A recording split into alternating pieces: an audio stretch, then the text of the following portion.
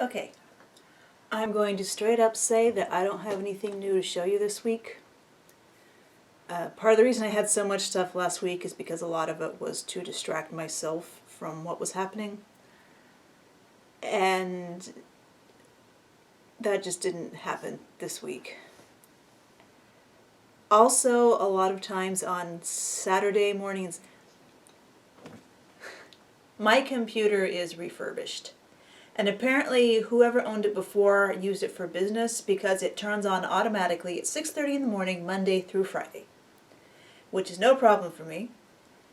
However, on Saturday and Sunday it does not turn on, so I use that time normally to just craft, doll, whatever, do things without having the distraction of the computer because I am very easily distracted by the computer.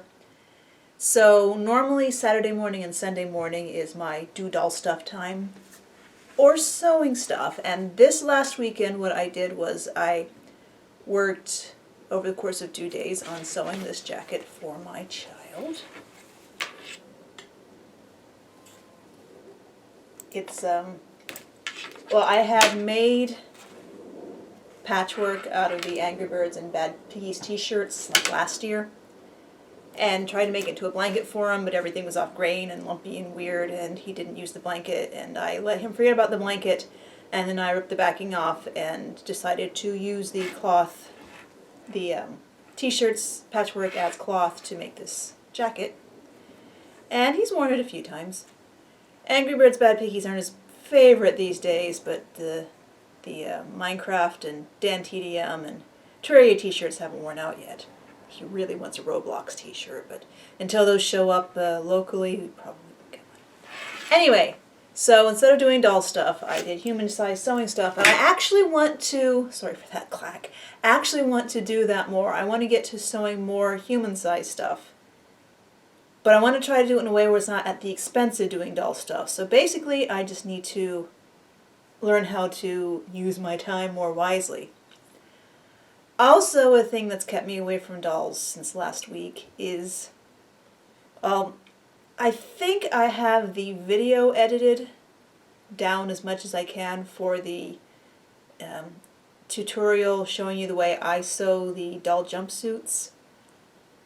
But as part of my stubbornness, I want to put background music in it and then do narration on it, but I want that background music to be original. I am not great with music, but I have been messing with basically the same sequencer for more than 20 years. Different versions of it. Although the current version I have is for like Windows 98, so it's antique. But it's a sequencer, so I can wrangle the MIDI since it's laying the notes out in a grid, and graphics make more sense to me than music. I can wrangle it maybe 25% of the time into something that does sound like a decent song. So I've been messing with my sequencer again, trying to come up with a song that I can use for the inconspicuous background for the jumpsuit video. But then I got sidetracked from that in trying to see if I could figure out how to make something that sounded like chiptunes but using MIDI. I know there are trackers, but I'm stubborn and I'm having fun with it, and that's also keeping me away from dolls and from sewing and hobbies, too many hobbies. Because I'm thinking about, making some more simple jewelry too, because hobbies. So anyway, not any new doll stuff to show you this week. Not to say that I haven't done anything, it's just showing you a doll that's half painted in a fantasy skin tone while it paint cures before I can flip it over to paint the other side and then wait for that to cure and then flip it over and paint the knees and the elbows and bends. That's not really an interesting thing to show. So I thought what I would do is I used to just make a list on a piece of notebook paper of the Dolly To-Do List and then go through and scratch stuff out and add stuff. But since we had these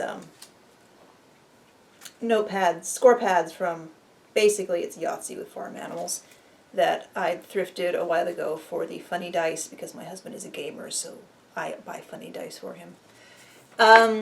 So I started using this just as a scratch pad, and I decided that I would write out all the things from my Dolly To-Do list on individual pieces of paper, and that way I wouldn't just be scratching one out from a list on a single piece of paper. I'd actually be able to put the whole piece of paper away into recycling, and maybe that would feel more like it accomplished something.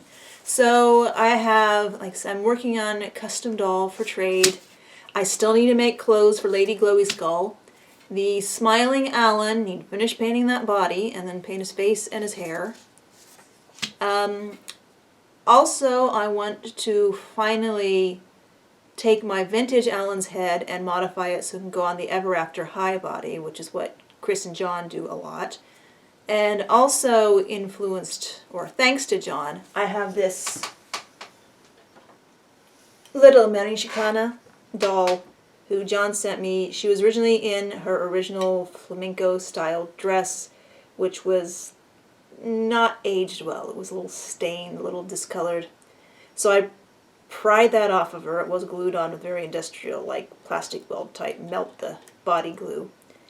But I want to make new clothes for her. That's actually been on my to-do list for a while, and maybe I'll finally get around to it. So that, a clothes request from someone. I need to make well, I don't need to. I want to make a jumpsuit for Valeska, so I probably won't scale up my Barbie size pattern to be mini Super Dolphy size. I probably will just take my patterns for a shirt and a pattern for pants and kind of tape them together, fuse them together on the fly and make the jumpsuit that way, since this will be a one-off. Unless people want me to make a MSD size jumpsuit pattern to share. I could do that. It would just take a lot of paper to print. Jumpsuits for sale or trade. Jumpsuit I said I would make for somebody. I have that Barbie with all the hair out that I want to reroute. I have the Obitsu head on an Ever After High body that needs hair and a face. I have that other Dika doll cat that I want to paint. I don't know if I want to make another wig for Valeska or order one, but I could try to make one for her. And then you get into a lot of the videos I've said I would make. Like, I still do intend to make the Bonka style painting on a fashion doll head video. I have an idea. I showed you how I did the bob haircut. I also want to make a video where I show you how I do really short, choppy doll hair. And I realized I can show you two ways. I could show how I do it with rooted hair, and also now that I have my epoxy putty, I can show you how I sculpt short, jagged, choppy hair. Maybe. In terms of sewing, I don't know if anyone wants to see my philosophy behind print mixing. I mean, my main philosophy is if you sew it together, it goes together. But I do have slightly more nuanced guidelines that I use when I'm mixing prints. I don't know if I can make a whole video about that. I don't know if people would be interested in seeing that. Let me know.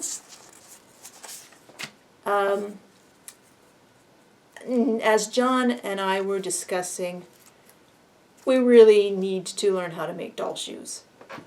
I had ordered a pair of shoes for Sear, my customized Goliath, and they fit fine widthwise, but lengthwise they were too short, so I kind of ripped them apart and put them on our feet with the idea that I would reassemble them using epoxy putty to bulk out the heel, and it didn't work. They just fell apart even more. So I've just been too lazy to take the what's left of the shoes off of her feet, because I need to take them apart so I can salvage the buckle, because I always say anything that looks like it's even vaguely usable or reusable for dolls. So I did have back in the 90s that book about how to make fashion doll shoes centered on the Jean doll, and I have a vague memory of how that works. I know the main thing I need to do is, even if I don't make an actual cast of the feet, I still need to put something over the toes so there's a last, because if you've ever looked at your own shoes, they are not toe-shaped on the end. They have room for your toes to move and flex. So I don't want to make the doll shoes that are just straight over the toes. I want to make doll shoes that do have the room in the toes, which means that I would have to put some work into getting things prepped, which whenever you put work into prep, things always turn out better, but I'm not lazy, I'm impatient. So eventually I do want to make shoes for her. Also, I have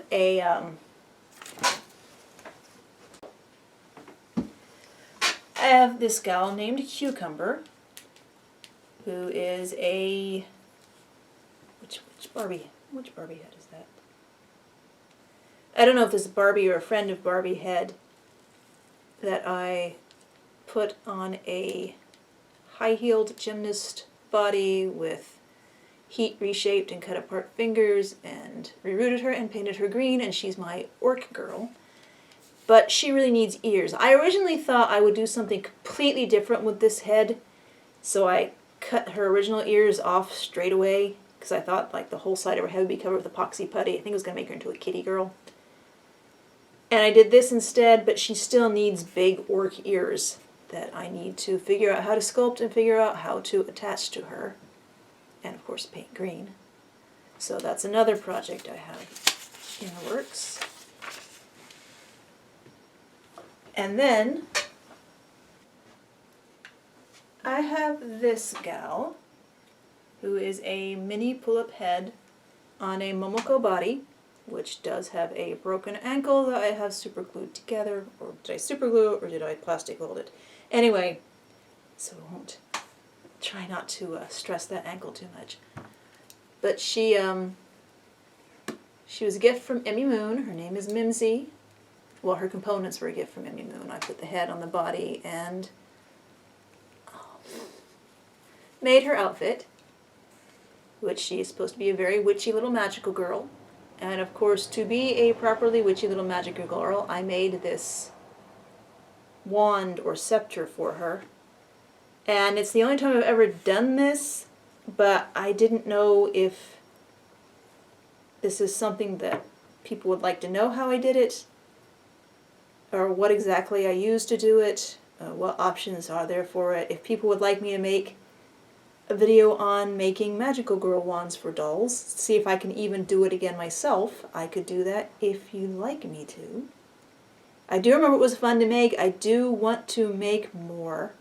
The thing is, this is on a piece of metal, and if I were to make more for people, it would probably more likely be on a dowel rod, or maybe toothpicks. And then, like I say though, you stick toothpicks on a bead, glue everything in place, and cover it with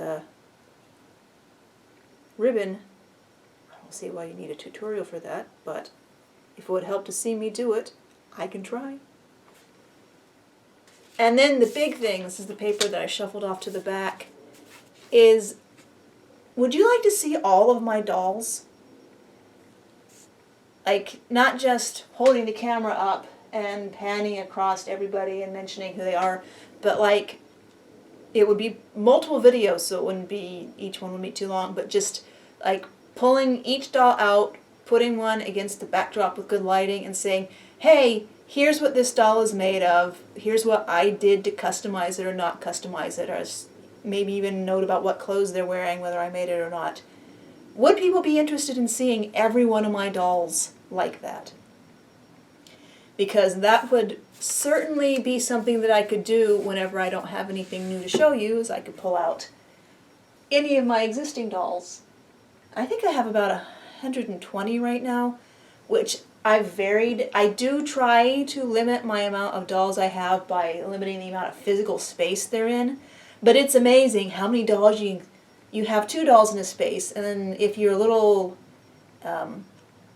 creative, you can fit 5 dolls in that same space. So I have a lot more dolls than I thought I would have.